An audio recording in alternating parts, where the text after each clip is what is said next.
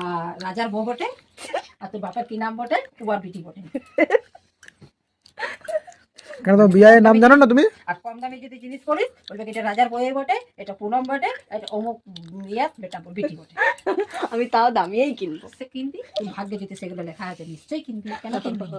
তো তোমার ঢং করে কলা করে বলা কি দরকার? বুঝেছো, আমার শখ বটে। ঠিক আছে, নিশ্চয়ই কিনবি। এতে ঢং করে বলার কি আছে? সেরকম ভাগ্য তো ভাগ্য করে এসছিস, কেন কিনবি না?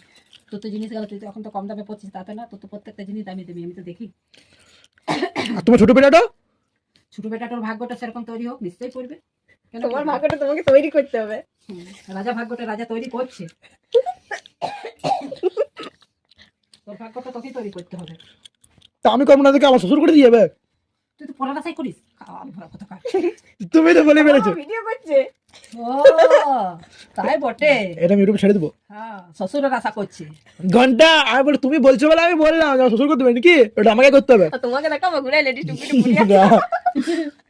শ্বশুরে